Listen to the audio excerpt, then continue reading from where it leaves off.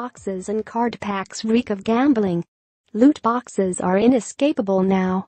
You will no doubt have encountered them already, as they are seemingly compulsory in every major new game. Perhaps you've opened some Hearthstone packs, which bristle with magic and static electricity as their contents is revealed. Maybe you've poured some money into FIFA Ultimate Team in search of Messi or Ronaldo. If you're in really deep, you might be one of the millions that tune in to watch streamers and YouTubers open CounterStrike global offensive cases in bulk.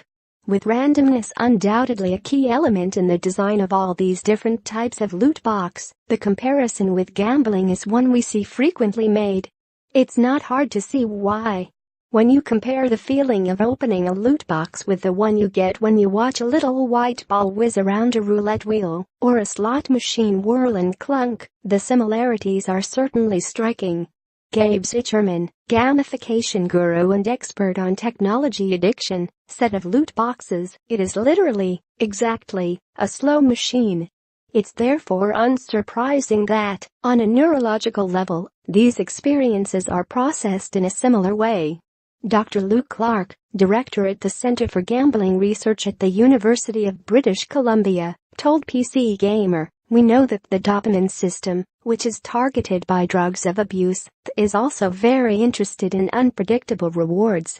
Dopamine cells are most active when there is maximum uncertainty, and the dopamine system responds more to an uncertain reward than the same reward delivered on a predictable basis. This phenomenon is known by psychologists as variable rate reinforcement. Human beings simply find uncertain outcomes more thrilling, and with that thrill comes the potential for addiction. This issue is now drawing a fair amount of mainstream attention. A recent petition, entitled "Adapt Gambling Laws to Include Gambling in Video Games Which Targets Children," recently hit the threshold required to trigger a response from the UK government.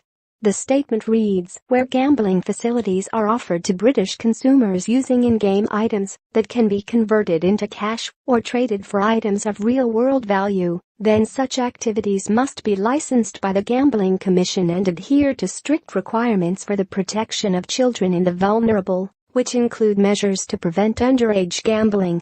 It is an offense to invite a child to gamble, and where there is a failure to prevent underage gambling, the Commission will take regulatory and/or criminal action."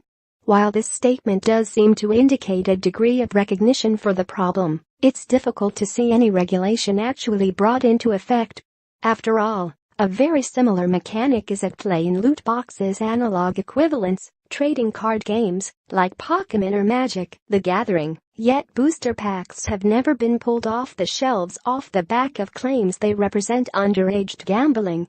Magic: The Gathering's manufacturers, Wizards of the Coast, have always managed to distance themselves from the booming third-party market of card reselling, and you'd imagine Valve would be able to do the same with the various unofficial real money trades facilitated by the Steam marketplace.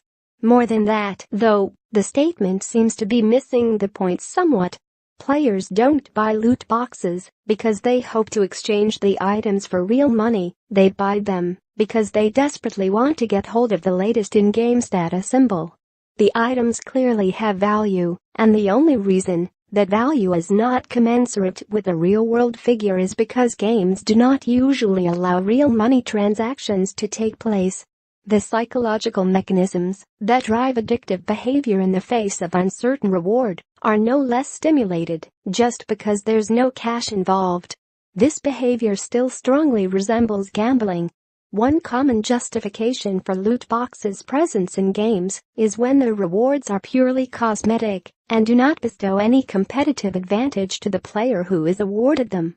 But video game psychologist Emil Hodzik finds this argument unconvincing, telling him that the skin will apply to the person who is really interested in novelty. Whether it's a cosmetic reward or a functional one, the psychology is the same.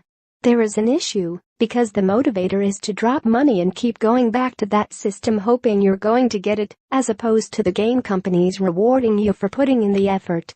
Most microtransaction models are propped up by the big spenders, so-called whales, who spend an amount of money on in-game purchases that far outstrips that of the typical consumer. A 2014 report by Survey found that 0.15% of mobile gamers generated 50% of the revenue. The vast majority of players, this